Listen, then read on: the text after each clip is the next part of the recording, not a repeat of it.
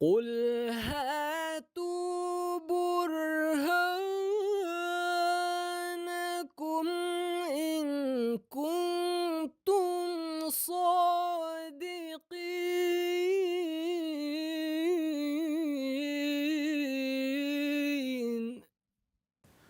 اعوذ باللہ من الشیطان الرجیم، بسم اللہ الرحمن الرحیم۔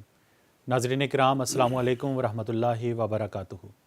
کتب سیدنا حضرت اقدس مسیح موعود علیہ الصلوۃ والسلام پر مخالفین کی جانب سے اٹھائے جانے والے اعتراضات کے جواب لے کر آپ کی خدمت میں حاضر ہیں۔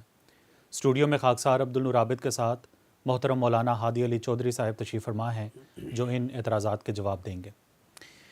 ہادی صاحب، اب جو میں اعتراض آپ کے سامنے پیش رکھوں گا وہ بھی براہین احمدیہ سے ہے۔ یہ بھی ان اعتراضات میں سے ہے جن کی اصل بالکل بھی نہیں ہے، اور جو تھوپ کے لگائے جاتے ہیں، لوگوں کو اشتعال دلانے کے لیے دلائے جاتے ہیں، وہ مولوی جو کرتے ہیں وہ انہی نوعیت کا یا اسی نوعیت کا یہ اعتراض ہے۔ اعتراض ہوتا نہیں، بنا کے اس کو پیش کر دیا بالکل بنا کے پیش کیا جاتا ہے، اور یہ ایسی بات ہے جو کوئی بھی احمدی یا حضرت اقدس مسیح علیہ السلام کی تحریر پڑھنے والا اس کا گمان بھی نہیں کر سکتا کہ حضور اس قسم کی جو ہے جو ان کے نزدیک تشریح ہے وہ لکھ سکتے ہیں۔ اعتراض ہی کرتے ہیں کہ حضرت مسیح علیہ السلام نے خدا کی توہین کی ہے، اور تحریر وہ پیش کرتے ہیں، حضور فرماتے ہیں براہین احمدیہ حصہ پنجم میں کہ مجھے خدا سے ایک نہانی تعلق ہے جو قابل بیان نہیں۔ جی، اس پہ وہ اعتراض کرتے ہیں اور کہتے ہیں کہ یہ دیکھیں، یہ تو ایک غلط قسم کا جو ہے وہ تعلق، اور اس قسم کی وہ باتیں کرتے ہیں۔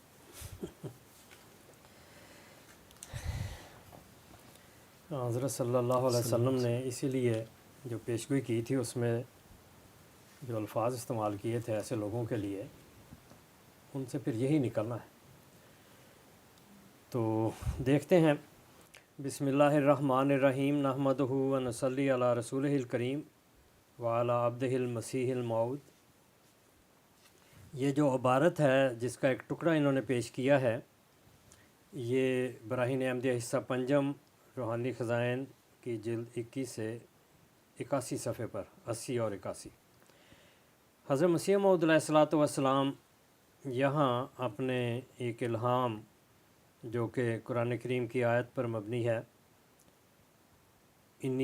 قال انی جاعل فی الارض خلیفہ قالوا اتجعل فیہا من یفسد فیہا قال انی اعلم ما لا تعلمون، فرمایا یعنی میری نسبت خدا نے میرے ہی ذریعے سے براہین احمدیہ میں خبر دی کہ میں آدم کے رنگ پر ایک خلیفہ پیدا کرتا ہوں۔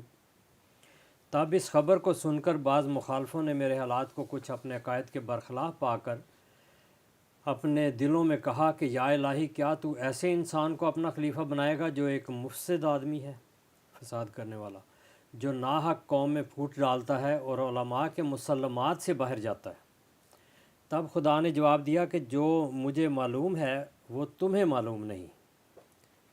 یہ خدا کا کلام ہے کہ جو مجھ پر نازل ہوا، اور در حقیقت میرے اور میرے خدا کے درمیان ایک باریک راز ہے، ایسے باریک راز ہیں میرے اور میرے خدا کے درمیان ایسے باریک راز ہیں جن کو دنیا نہیں جانتی، اور مجھے خدا سے ایک نہانی تعلق ہے جو قابل بیان نہیں، اور اس زمانے کے لوگ اس سے بے خبر ہیں۔ یہ حضرت مسیح علیہ السلام کی اصل عبارت ہے۔ اس میں اگر کوئی سفلا آدمی اپنے سفلی خیالات اور گندی ذہنیت سے اللہ تعالیٰ کے بارے میں ایسے تصورات رکھتا ہے جو ان کے اپنے کارنامے ہیں، اپنے کرتوت ہیں، اپنی عادتیں ہیں، تو وہ تو اس کا اپنا نصیبہ ہے، اس سے اور کیا نکلے گا؟ جو گندا آدمی ہوگا اس نے گاندھی دکھانا ہے، وہ تو ایسے اس پر نتائج نکالتے ہیں اس عبارت سے کہ ہم اس کو بیان نہیں کر سکتے، سفلی باتیں ہیں۔ مگر جہاں تک حقیقت حال کا تعلق ہے، اگر اس لفظ کو لیا جائے تو دیکھیں کہ لغت، جس لغت میں بھی دیکھ لیں، یہ میرے پاس لغات کشوری ہے، بڑی اوتھینٹک اور مخصوص الفاظ کے معنی دیتی ہے، بڑی جچی تلی ڈکشنری ہے لغات کشوری۔ تو اس میں نہاں کا معنی ہے پوشیدہ چھپا ہوا، اور نہانی پوشیدنی، وہی جو مخفی چیزیں ہوتی ہیں، اور یہ ہر ایک کو پتہ ہے، ہر ایک کو، جس کو بھی تجربہ ہوا ہو اور صوفیہ کی کتابیں تو اس سے بھری ہوئی ہیں کہ کس طرح خدا سے راز و نیاز ہوتے ہیں. جی اور ایک تو کہانی حضرت موسیٰ علیہ السلام کے زمانے کی بھی روایات میں بیان ہوتی ہے، یہ بھی صوفیہ کی کتابوں میں بھی ہے کہ ایک غریب آدمی اور اپنا یعنی لا علم آدمی کہہ لیں، وہ اپنے انداز سے خدا تعالیٰ سے باتیں کر رہا تھا کہ میں تجھے نہلاؤں، تیری جوئیں نکالوں، کنگھی کروں، اس طرح کی باتیں. تو حضرت موسیٰ علیہ السلام نے کہا یہ گستاخی کر رہا ہے، تو ان کو پسند نہیں، انہوں نے روک دیا. تو اللہ تعالیٰ نے حضرت موسیٰ علیہ السلام کو سرزنش کی کہ وہ اپنے رنگ میں میرے سے باتیں کر رہا ہے. تو یہ جو خدا سے تعلق ہے یہ ہر ایک کا نہانی تعلق ہے. بالکل. سجدوں میں آپ تہجد میں جب آپ جاتے ہیں تو آپ یعنی آپ کے اندر جذبات یہ ہوتے ہیں کہ کوئی بھی ہمیں نہ دیکھے، ہم خدا کے آگے راز و نیاز کریں، باتیں کریں اور گڑ گڑائیں یا جیسے بھی ہے. تو یہ چھپا ہوا پوشیدہ تعلق ہے اور ہر ایک یہ چاہتا ہے، ہر ایک نیک آدمی، یہ لوگ نہیں. بالکل. اب جو حضرت مسیح موعود علیہ السلام کا اللہ تعالیٰ سے تعلق تھا اس کو انہوں نے اس طرح بیان کیا، تو یہ خود خدا تعالیٰ کی گستاخی کرتے ہیں. الزام حضرت مسیح السلام پر لگا دیتے ہیں، لیکن جو جذبات یا جن خیالات کا اظہار کرتے ہیں گستاخی یہ لوگ کرتے ہیں. اور ایسے لوگوں کے لیے حضرت صلی اللہ علیہ وسلم نے فرمایا تھا اِلَّمْ تَسْتَحْیِ فَاصْنَعْ مَا شِئْتَ، اگر تم حیا نہیں کرتے تو پھر جو کہنا کرو، جو کرنا کرو. جی تو یہ وہ لوگ ہیں جو اس لحاظ سے ترک کر دینے چاہیے. مگر حضرت مسیح موعود علیہ السلام نے جس بات کا ذکر کیا ہے وہ کیا تعلق تھا یہ آپ سنیں. حضور فرماتے ہیں عدو جب بڑھ گیا شور و فغاں میں، جب اس قسم کے لوگ جو سفلی باتیں کرتے ہیں اور ایسی باتیں جو شریف انسان اپنی زبان پر نہیں لا سکتا، تو فرمایا عدو جب بڑھ گیا شور و فغاں میں، نہاں ہم ہو گئے یار نہاں میں. یہ نہانی تعلق ہے.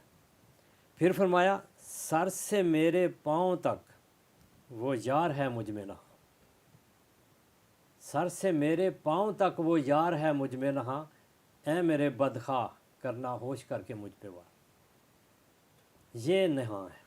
جی اب آگے فرماتے ہیں اور سنیں، غیر کیا جانے کے دلبر سے ہمیں کیا جوڑ ہے.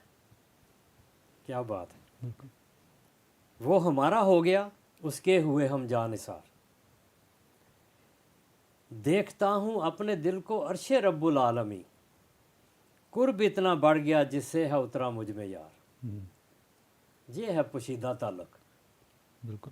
وہ اس قربت. کو یہ دنیا کیا جانے. حضرت مسیح نے لکھا لیکن اس زمانے کے لوگ نہیں جانتے. بالکل. جی وہی جو قریب اللہ تعالیٰ کے ہو، عرفان ہو، یہی سمجھ سکتے ہیں یہی یہ ہے. باتیں. بالکل. اللہ تعالیٰ کوئی جسمانی چیز تو نہیں، لیسا کمثلہ ہی شیء. بالکل. اور یہ بات کرتے ہوئے بھی انسان کو حیا کرنی چاہیے کہ کس ذات کے بارے میں انسان کے تعلق سے باتیں کر رہے ہیں. بالکل. اب دیکھیں حضرت مسیح السلام کی شان دیکھیں اور زبان دیکھیں، اور اس تعلق کے ساتھ جو دل سے پاکیزہ جذبات. دوستی بھی ہے عجب جس سے ہوں آخر دو ستی. ماشاء اللہ. دوستی لفظ کی ترکیب کو کس طرح آپ نے الگ کر کے دو ستی یعنی دو ستائے ہوئے ہوں، ایک دوسرے سے ملنے کے لیے ستے ہوئے ہوں. ستانا جو لفظ ہے، تڑپ ہو دونوں میں. تڑپ ہو دونوں میں، ایک دوسرے سے ملنے کے لیے دونوں کے جذبات ہوں. دوستی بھی ہے عجب جس سے ہوں آخر دو ستی، آ ملی الفت سے الفت ہو کے دو دل پر سوار. یہ نہانی تعلق ہے. اور اس زمانے میں کسی کا تھا؟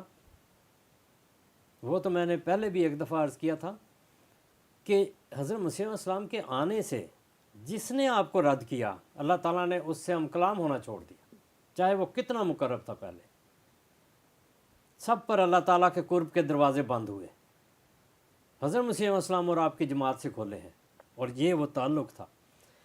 فرمایا دیکھ لو میل و محبت میں عجب تاثیر ہے.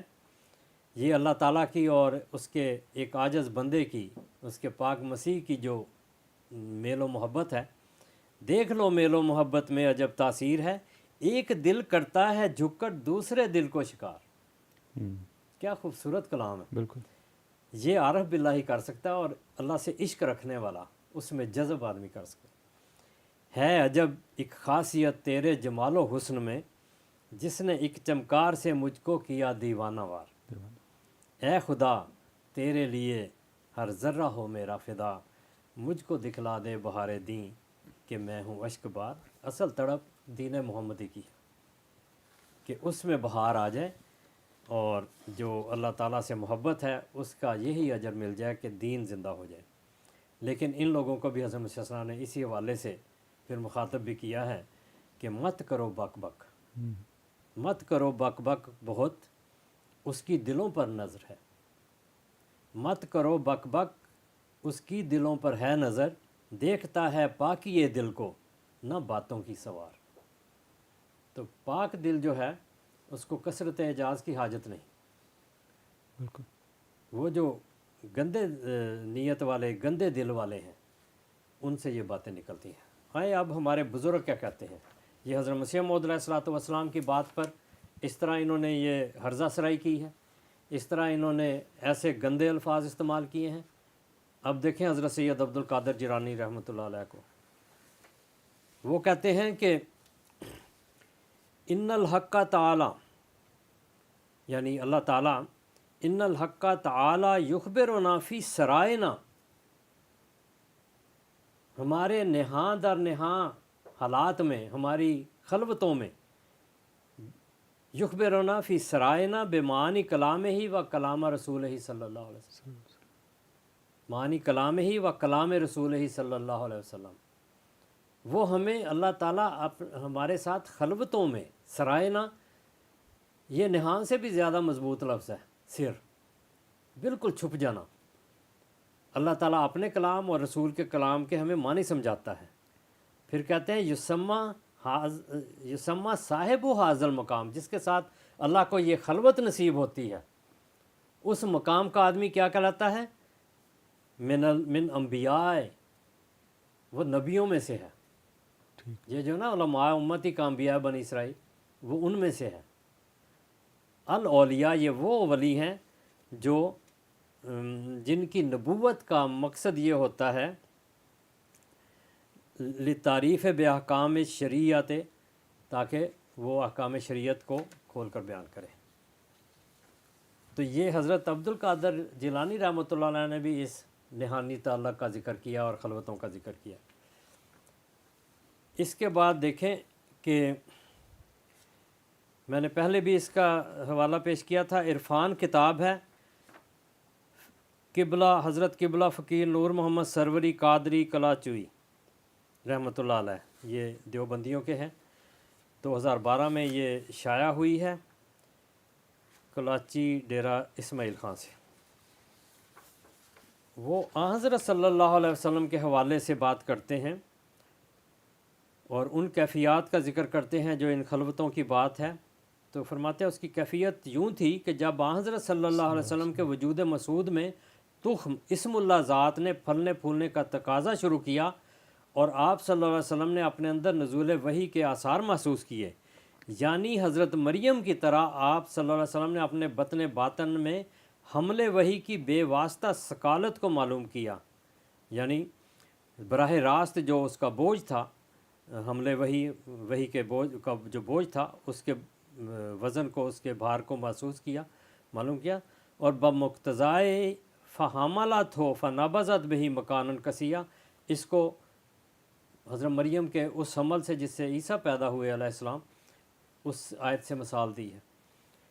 آپ صلی اللہ علیہ وسلم نے دشت و بیابان کا رخ کیا اور آبادی سے دور ایک پہاڑ کے غار میں، جسے غار ہرا کہتے ہیں، جا کر معتکف اور گوشہ نشین ہو گئے، اور باطنی تخم کے سینچنے اور پھوٹنے اور روحانی عیسیٰ کے وضع حمل اور تولد ہونے کے انتظار میں بار بار وہاں جایا کرتے تھے اور کئی روز بیٹھے رہتے تھے۔